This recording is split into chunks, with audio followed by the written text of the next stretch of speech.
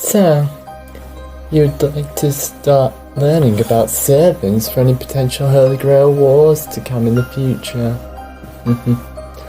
I'd be more than happy to help you there. Though, you did sign up for these lessons, so I hope you know that that's what you were getting into. I'm Ash. I'll be your teacher for this.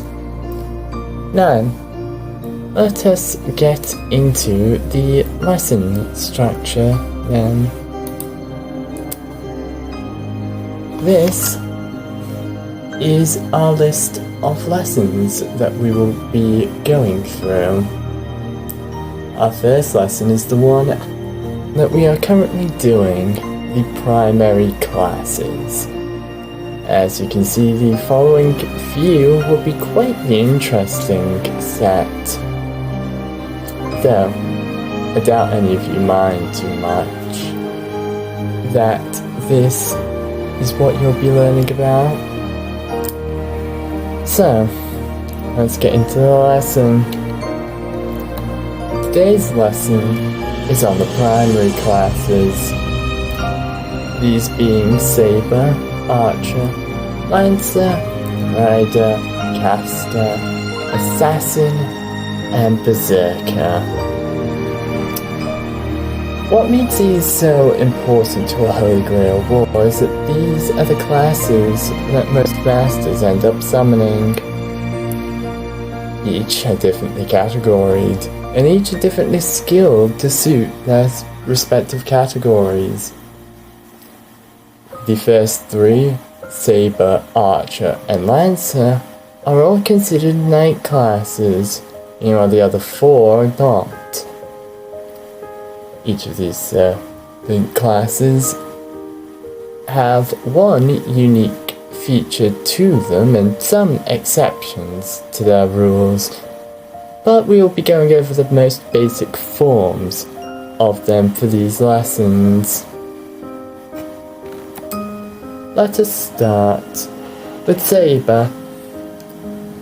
These are the traditional sword fighters that you would typically see in most legends. Think Artoria Pendragon or Mordred. Those are the typical Saber class servants. Their main class skills are magic resistance, which is what allows them to take hits from magical sources incredibly well. The other one is riding, allowing them to use mounts, which does include modern day vehicles, even if they've never seen it before.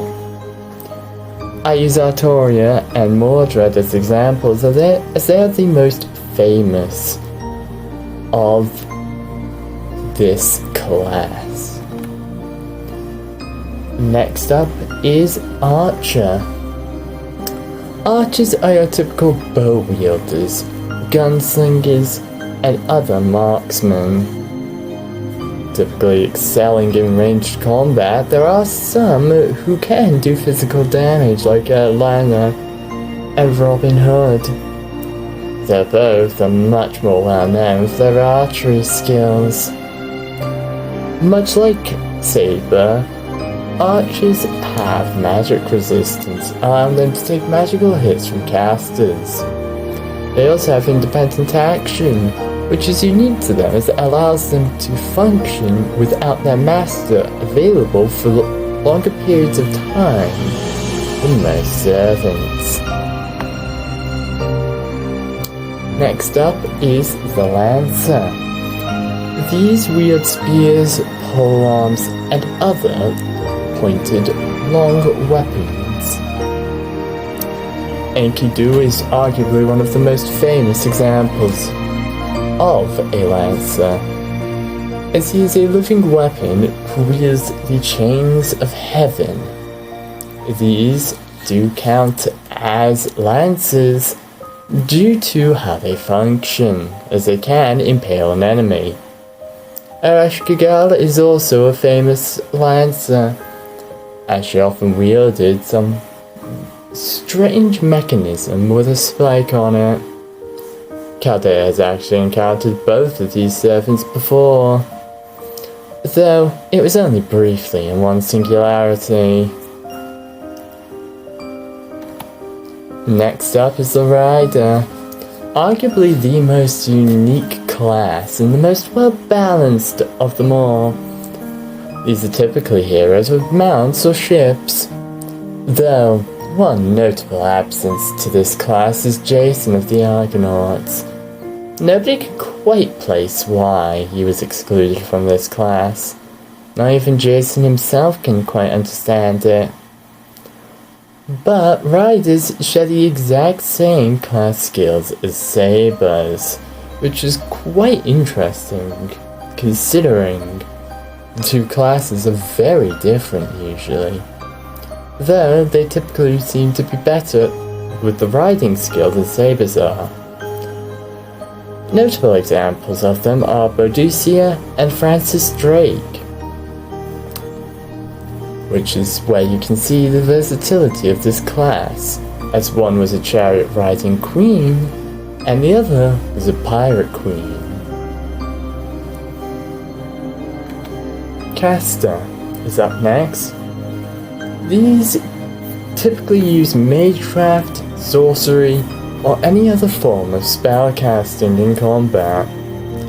Not the most durable or powerful of servants, they make up for it in sheer magical prowess. Videa is arguably the most famous of all casters, the Witch of Betrayal, who actually appeared in the same Holy Grail War as Artoria did. Another notable one is one Chaldea has also interacted with, though much more extensively. Gilgamesh in his caster form is an adult version of Gilgamesh post Enkidu's death. This means that he abandoned most of the weapons in his gate, giving it to his people to put into artillery cannons, focusing on spellcasting weapons alone.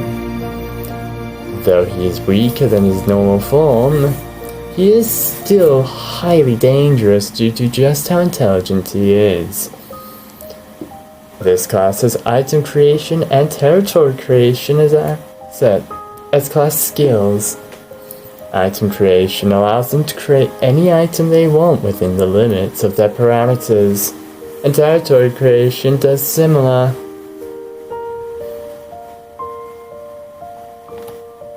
Next up is Assassin, arguably the most terrifying class of the lot. Though they only possess one class skill, Presence Concealment, the range assassins can hit is arguably what makes them so terrifying. The most famous assassin is probably Jack the Ripper in their child form. This form of Jack is incredibly terrifying due to identity erasure. Though, thanks to Jack constantly running around Chaldea with nursery rhyme, it is hard to forget them for most Chaldean staff. Another notable assassin is Fuma Kodaro, a ninja known for his assassination skills and stealth. If you can tell, assassins are experts at keeping hidden and sneaking up on their opponents when they least expect it. This makes them arguably one of the most dangerous classes in a Holy Grail war. Finally is Berserker, the mad warriors of a Grail war. They too only have one class skill, Mad Enhancement. Though, this is arguably more dangerous than Presence Concealment, as this buffs all physical parameters quite greatly.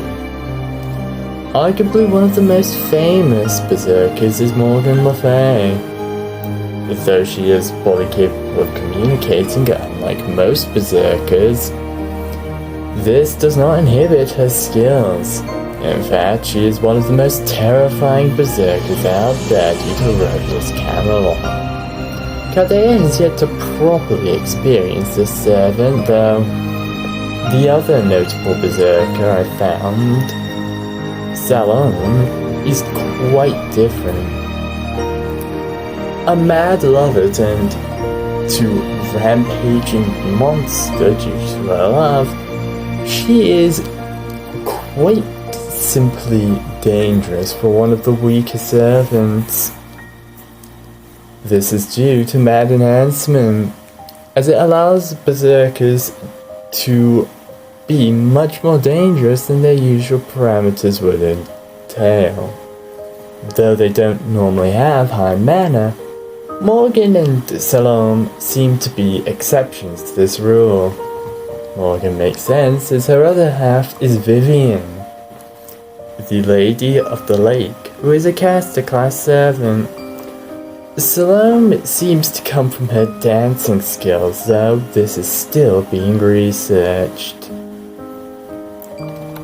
The 7 primary classes are quite intriguing to look into, though they aren't that complex when you look into them. What entails their class is quite unique. For example, a boxer from Kana is in there because of the Japanese word ken, which actually means both sword and fist in it when translated to English. Though there is something even more interesting. The next classes we'll be getting into.